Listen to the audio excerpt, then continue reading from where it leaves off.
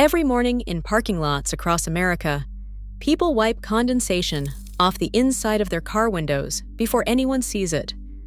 They fold blankets into storage bins, drive to a 24-hour gym to shower, and pull away from quiet residential streets before the neighborhood wakes up. Over 650,000 Americans are experiencing homelessness right now, but a growing number are not on sidewalks or in shelters. They are in their cars, and they have figured out survival strategies you would never think of. 10 things people living in their cars know that you do not, and 5 mistakes that make everything worse. Number 1. Window management is everything. The first thing someone living in a car learns is that windows are your best friend during the day and your worst enemy at night. Sunlight is great, but after dark, your vehicle turns into a fishbowl. Anyone walking through that parking lot can see inside, which means you have zero privacy and zero safety. People who have lived this way for any stretch of time will tell you the same thing. Reflective sunshades are not just for keeping your dashboard cool, they are privacy screens. Put them up in the windshield and the rear window of your car, and suddenly nobody can see in from the outside. For the side windows, some people use cut-to-fit pieces of dark fabric held up with small magnets or suction cups against the glass. The key is making it look intentional, like basic sun protection, not like someone is hiding inside. But there is one detail that trips up almost everyone at first. You always want to leave a small gap at the top of at least one window for airflow. Condensation building up on the inside of your windows in the morning is one of the biggest giveaways that someone slept in that car overnight. A little ventilation prevents that completely. Number 2. The parking rotation system. This is what separates someone who survives long-term from someone who gets a knock on their window from a police officer on the second night. You never park in the same spot 2 nights in a row. Experienced car dwellers map out a rotation of 5 to 7 parking spots and cycle through them on a schedule. Some use the lots outside large retail stores that stay open late. Some use hospital parking garages where cars sitting overnight don't raise any suspicion. Others find quiet residential streets where parked cars along the curb are common and one extra vehicle doesn't stand out. The trick is arriving late, after 10 or 11 at night, and leaving early before 6 or 7 in the morning. You pull in after the neighborhood is asleep and pull out before it wakes up. Do it right, and nobody ever notices you were there. But there's one rule that veterans of this lifestyle swear by. Always park nose out, facing the exit. If something happens in the middle of the night and you need to leave fast, you don't want to be fumbling in reverse in the dark with your heart pounding. Number 3. The gym membership isn't about fitness. A $20 a month gym membership at a national chain with 24-hour access is the single most valuable thing a person living in their car can have. It has almost nothing to do with working out. It's about showers, hot, clean showers with soap and towels every single day. It's about restrooms that are maintained and available at 3 in the morning when every gas station and restaurant is locked up. It's about a warm, well-lit building where you can sit in the lobby, charge your phone, and just exist like a normal person for an hour. During extreme heat waves in the summer or bitter cold snaps in the winter, that gym lobby with its climate-controlled air becomes a refuge. Nobody questions why you're there. You belong. You're a paying member sitting in the lounge area after a workout. But here's why it matters more than comfort. People living in vehicles will tell you that staying clean, maintaining your appearance, and keeping your clothes washed is what separates someone who can still walk into a job interview looking put together from someone who's visibly fallen through the cracks. The gym membership makes that possible. Number 4. Battery management is a survival skill. Your phone isn't a luxury when you live in your car. It's how you find safe parking spots on a map, check the weather forecast before choosing where to sleep, access social services, apply for jobs online, and call for help in an emergency. If your phone dies, you're cut off from everything. People living in their cars learn quickly that plugging your phone into the cigarette lighter and letting the engine idle to charge it is a terrible long-term strategy. It drains fuel from the gas tank, the engine noise draws attention in a quiet parking lot, and idling burns roughly half a gallon per hour. Instead, experienced car dwellers invest in a power station, a compact unit about the size of a lunchbox that holds enough charge to keep a phone, a small clip-on fan, and a little LED reading light running for 2 to 3 days between charges. Some pair that with a small, foldable solar panel that sits on the dashboard during the day and tops off the power station, using nothing but sunlight.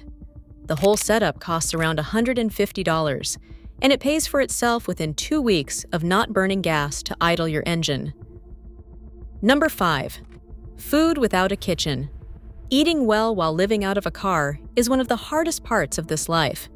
But people who've done it long enough develop a system that works. A quality, hard-sided cooler with a tight seal becomes your refrigerator. You buy a bag of ice from the cheapest gas station every day or two, and you learn which grocery stores near your rotation spots have the best deals on pre-made meals and produce. Shelf-stable foods become your staples. Peanut butter, crackers, canned tuna, dried fruit, granola bars, and beef jerky can all live in a storage bin in the trunk without refrigeration. Some people keep a small single-burner camping stove that runs on butane canisters in a bag behind the seat. They cook simple meals at park pavilions or rest area picnic tables, where someone having a quiet outdoor lunch does not look unusual at all. But here's the rule that matters most. Never leave food trash in your car overnight.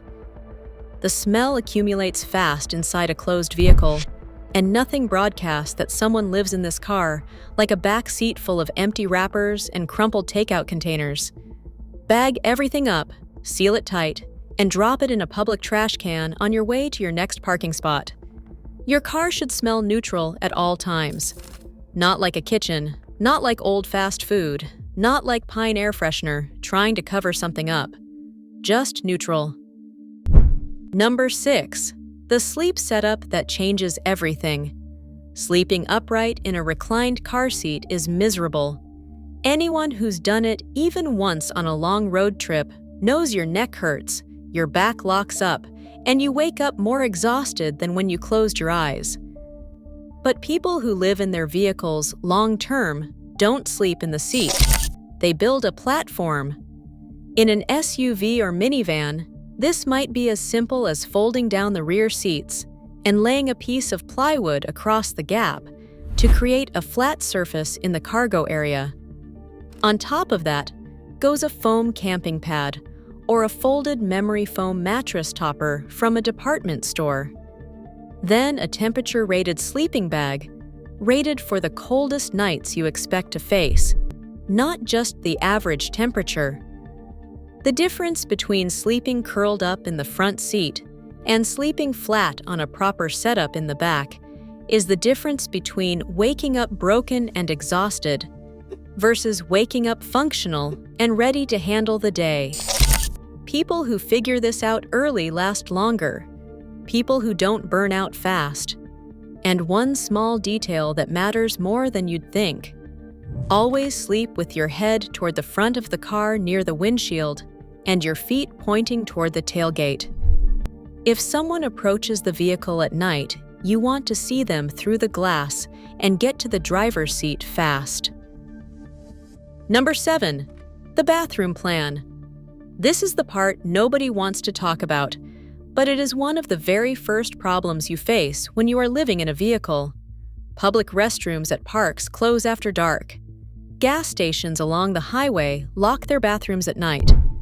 Sit-down restaurants require you to buy something just to walk in. People living in their cars build a detailed mental map of every restroom available to them by time of day. During business hours, there are public libraries, shopping mall food courts, hospital lobbies, and fast food restaurants where nobody looks twice. In the evening, 24-hour grocery stores, well-lit truck stops on major roads, And that gym membership we already talked about all stay accessible. For the middle of the night, when nothing else is open, experienced car dwellers keep emergency supplies stowed in the car. A dedicated container with a tight-sealing lid, heavy-duty trash bags, wet wipes, and hand sanitizer. It is not glamorous. Nobody wants to think about it. But pretending the problem does not exist just makes everything harder. If you are finding this useful so far, hit subscribe. I cover topics like this every single week, and the next one coming might be even more important than this. I also put together a free guide called the Survival Blueprint that goes deeper into the strategies and resources I cannot get into here without the video getting flagged or the channel getting taken down. It covers emergency shelter programs, legal rights for people living in vehicles, and the exact steps for getting back into stable housing. The link is in the description below this video. Now, let's keep going with number 8. Number 8. Staying invisible. The biggest threat to someone living in their car isn't the weather. It isn't crime. It's being noticed. Because once someone notices you, you get reported to the police. Once that happens, depending on the city, it could mean a warning, a ticket, getting your car towed out of the lot, or an arrest. People who survive long-term in their vehicles become experts at blending in with every parking lot and residential street they use. The car stays clean on the outside, washed regularly at a self-serve car wash. There's never clutter visible through the windows, never condensation fogging the glass in the morning, and never a reason to be lingering in a shopping center parking lot during business hours when that car would normally be somewhere else. They learn which cities have anti-camping ordinances posted on signs and which don't. They memorize which lots have security guards driving through on patrol and roughly what time those patrols happen. They understand that a clean, well-maintained sedan parked between two other cars in a busy hospital lot attracts zero attention, while a dusty car with a pillow visible against the rear window, sitting alone in an empty church lot, attracts a flashlight beam within hours. But one detail surprises people more than anything else. Having a small sticker in your back window, something like a national park annual pass or a college alumni bumper sticker, changes the perception of your vehicle entirely. It goes from suspicious to ordinary. That little sticker tells a story. This car belongs to someone with a life, with hobbies, with somewhere to be tomorrow. Perception is survival. Number 9. Climate control without the engine. This is where people living in their cars get creative with portable gear, and also where people get seriously hurt if they do it wrong. Running the engine overnight in a parking lot for heat or air conditioning is dangerous. Carbon monoxide from the exhaust pipe can build up around the vehicle, even outdoors, if wind conditions push fumes back underneath the car. Beyond the safety risk, engine noise at 2 in the morning in a quiet lot is a magnet for attention. Instead, experienced car dwellers plug 12-volt heated blankets into their portable power station for cold winter nights. Some clip small battery-powered fans to the sun visor or headrest for summer nights when the heat inside feels suffocating. In extreme cold, emergency Mylar blankets taped against the inside of the windows create a reflective insulation layer that can raise the interior temperature 10 to 15 degrees just by trapping your own body heat inside the car. In extreme summer heat, some people crack the windows open about an inch and hang damp washcloths or thin towels from the gap. As outside air passes through the wet fabric, it cools down through evaporation before entering the cabin. It is not AIR conditioning, but on a 95-degree night in a parking lot in Phoenix, it can mean the difference between sleeping and lying there in a pool of sweat until sunrise. Number 10. Protecting your mind. Everything we've covered so far is physical. Parking spots, coolers, sleeping bags, power stations, gym showers. But the thing that breaks people living in their cars faster than cold weather or bad food or a dead battery is the mental toll. The isolation of spending every evening alone in a dark vehicle. The shame of walking past people at the grocery store who have no idea you slept in the parking lot last night. The feeling of being invisible to the entire world, while simultaneously being terrified that someone will see you. The low-level anxiety that hums in your chest every single night, wondering if tonight is the night someone knocks on your window with a flashlight. People who survive this long-term do something that might seem small from the outside, but it is the difference between getting through it and falling apart. They build a routine, wake up at the same time every morning, drive to the same gym, walk into the same public library, sit at the same park bench with a cup of instant coffee. Keep the car organized. Make the bed, even when the bed is a sleeping bag laid out on a sheet of plywood in the back of a minivan. Some volunteer at local food banks or community centers, not just for the meals, but because it gives them a reason to be somewhere specific and a connection to other human beings who know their name. Some keep a journal in the glove box. Some listen to the same podcast every morning as their version of a breakfast routine. It sounds small. It isn't small. That routine is not about pretending everything is fine. It is about giving your brain something predictable to hold on to when every other part of your life feels like chaos. And that anchor, that one thread of normalcy, can carry you through months that would otherwise crush you. Now let's talk about the 5 mistakes that take a difficult situation and make it so much worse. Mistake number 1. Parking in the same spot every single night.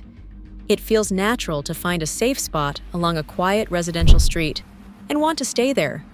Nobody bothered you. The neighborhood was dark and peaceful. So you come back the next night, and the next, and the night after that. Within a week, a neighbor pulling their trash cans to the curb notices the same car in the same spot every evening. They start paying attention to the license plate. They notice you arriving at 11 and leaving before dawn. They call the non-emergency police line. And now you are having a conversation with an officer at 6 in the morning while everything you own is visible through your windows. Rotate. Always rotate through your 5 to 7 spots, even if a particular spot feels perfect, especially if it feels perfect, because that comfort is what gets you caught. Mistake number 2. Not setting up a mailing address. This is one people don't think about until it's already a problem. Without a physical mailing address, you can't receive government benefit letters, you can't list an address on a job application, and you can't renew your driver's license or vehicle registration when those envelopes arrive. Your whole identity starts to slip away on paper. Many post offices across the country offer a service called General Delivery, where you can receive mail at the post office itself without paying for a P.O. box. Some churches and homeless service organizations will let you use their street address for official documents. A small P.O. box at a private mailbox store costs around $15 a month and gives you a real street address with a suite number that does not scream that you don't have a home. Setting this up in the first week isn't optional. It's how you stay connected to the systems that eventually help you get out of the car and into stable housing. Mistake number 3. Not knowing about the free resources available to you. There is a nationwide phone number, 211, that connects you with local services for housing assistance, food, healthcare, job training, and utility help. Hardly anyone knows it exists, and the people who need it the most often do not find out until months into their situation when someone at a shelter finally mentions it.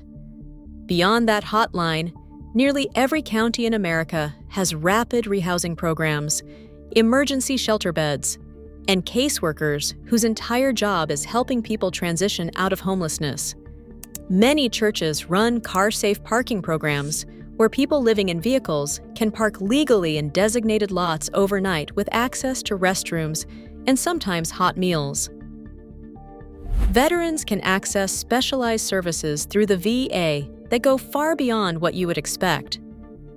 The mistake is not just failing to look these up. It is assuming that nobody is out there trying to help, or that you have not fallen far enough to deserve the help. You have. Reaching out early, before the car breaks down or the weather turns dangerous, is one of the smartest things you can do. Mistake number 4. Telling the wrong people your situation. This comes from a good place. You're struggling and you want someone to know what you're going through. That impulse is completely human, but broadcasting your situation to the wrong people opens you up to real danger that is hard to see coming. Theft is the obvious risk. If people know you live in your car, they also know that everything you own, your phone, your documents, your cash, your power station is sitting in that vehicle in a parking lot somewhere tonight. But there is a more subtle threat, too. People who know you're vulnerable may try to take advantage of that vulnerability. That can include manipulation, coercion, pressure to do things you would not normally agree to, or simply being treated differently in ways that chip away at how you see yourself. Experienced car dwellers are very selective about who gets the full picture. Think trusted people, a trusted friend, a caseworker at a nonprofit, a counselor at a veteran service organization. Not coworkers, not casual acquaintances, not social media.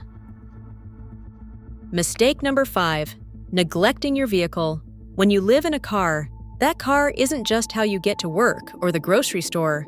It's your bedroom, your closet, your kitchen, and your shelter from every rainstorm and cold front that rolls through. If that car breaks down on the side of a highway, you're not just stranded. You're homeless in a way that is exponentially more dangerous than the night before. People who've been through this will tell you that oil changes at the quick lube shop down the street, checking tire pressure at the gas station air pump, and keeping the battery terminals clean are not optional maintenance anymore. They're survival priorities. A $30 oil change is infinitely cheaper than losing your only shelter because the engine seized up on the interstate. Keep an emergency fund, even if it's just $20 in cash tucked inside the glove box. Know where the nearest free or low-cost auto repair clinic is in your area. Many churches and community organizations can connect you with mechanics who donate their time on weekends. And pay attention when your car starts making a noise it didn't make last week. That noise is a warning. A belt that squeals today becomes a belt that snaps next Tuesday. And when it snaps, you're sitting on the shoulder of the highway with everything you own in the back seat, watching cars fly past. So there you have it.